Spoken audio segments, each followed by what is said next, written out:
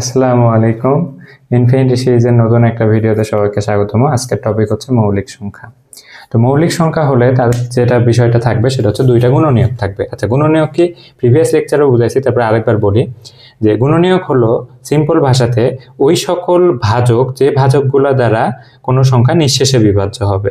অর্থাৎ আমরা যদি চিন্তা করি যে কোনো একটা সংখ্যা 10 চিন্তা করি, তো 10কে 1 দ্বারা ভাগ করলে নিঃশেষে বিভাজ্য হবে 10। তো 10 সংখ্যাটার জন্য 1 হচ্ছে একটা গুণনীয়ক, অর্থাৎ আমরা যে কোনো সংখ্যার জন্য একটা নির্দিষ্ট গুণনীয়ক অর্থাৎ 1 অবশ্যই পাবো, 1 দ্বারা নিঃশেষে বিভাজ্য হবে।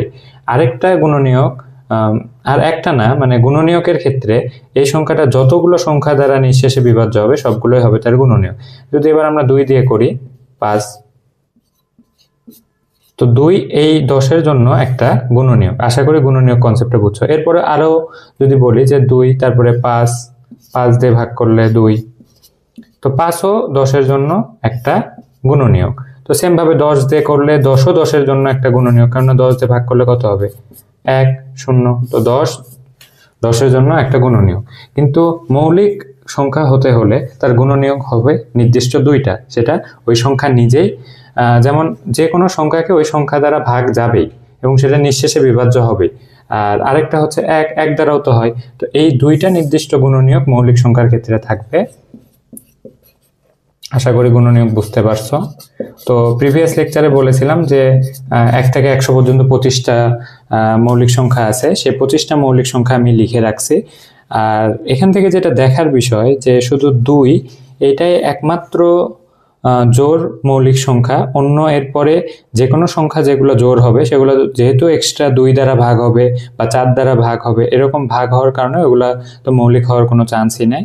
তো বাকি সবগুলা হচ্ছে বিজোড় মৌলিক সংখ্যা।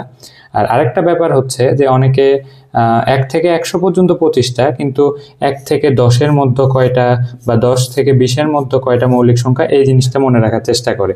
তো এটা ডিরেক্ট মুখস্থ করলেও ভালো, মুখস্থ করে রাখাই ভালো। তারপরে অনেকে শর্টকাটে হয়তো বা এমসিকিউ দাগানোর জন্য মনে রাখে, সেটা হচ্ছে এইভাবে যে 1 থেকে 10-এর মধ্যে আছে 4টা, তারপরে 10 থেকে 20-এর মধ্যে আছে 4টা। এটা একটা মোবাইল নাম্বারের মতো অনেকে মনে রাখে। তারপরে যেমন ধরো এটা কত হবে, 20 থেকে 30-এর মধ্যে আছে 2টা। চলো পরীক্ষা করে দেখি যে 20 থেকে 30 মানে কি, এই যে 23, 29, এই 2টা সংখ্যাই মৌলিক সংখ্যা।